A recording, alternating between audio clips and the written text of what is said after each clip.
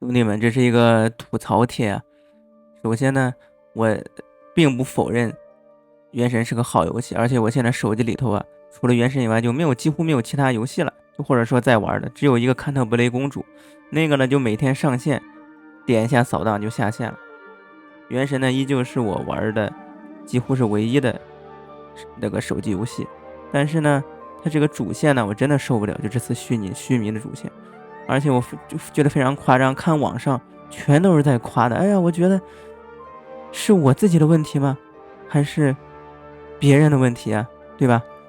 但是后来我跟我群里的小伙伴一讨论，我发现可能不只是我有这样的想法，可能也有别的人有这样的想法，对吧？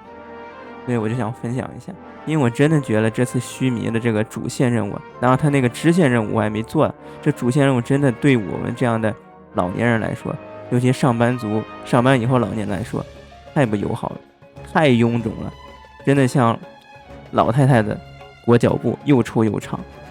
哎，什么样的感觉呢？就像之前那个深渊吧，最起码它这个任务它不是那么长，而且它很多任务都放到支线里头。换句话说呢，你可以做或者可以不做，当然了，你要不做的话，你主线也做不了，对不对？但是你不至于像做这个虚迷的任务这样，对吧？你就真的有种血压升高的感觉。为什么呢？你真的就觉得，哎呀，好蠢呐、好想停下来，但是我停不下来。为什么呢？你要停下来，要传到其他地方，这个任务提示就会告诉你，就像屏幕上写的这样，对吧？你要去传送到别的地方，这个任务进度就废了。这是真的会引起极度的不适。我操，我就觉得好像被这个框到这个游戏里头一样，跟坐牢一样。当然，我要补充一下，我玩这个英文版呢，不是为了装逼，这是因为这个中文我更玩不下去。玩英文的话，经常会碰到不认识的单词，我还会查两下，对不对？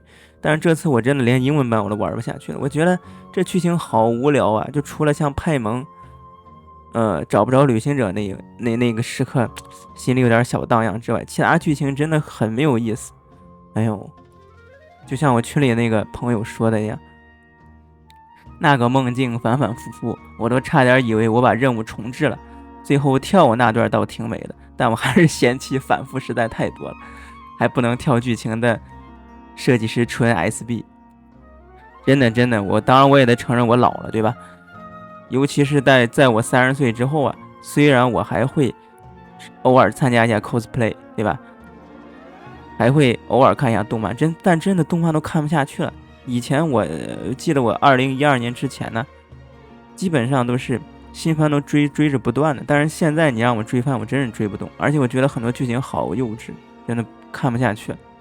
所以我就觉得这次的剧情，哎呀，也就那么回事儿。关键你不能跳啊，你不能跳着就跟坐牢一样啊。你要知道，像我们这样的老年人，对吧？可能每天上线把日常做了，然后再把数值给刷了，比如说刷副本，可能下线了，觉得不过瘾的时候啊，可能会上线再做任务。但问题是，你像以前的任务吧，都是分段式的，你做的这个长度比较舒服，做完了就拉倒了，心安了。你现在这个任务真的是，你这个1-2个小时你都做不完。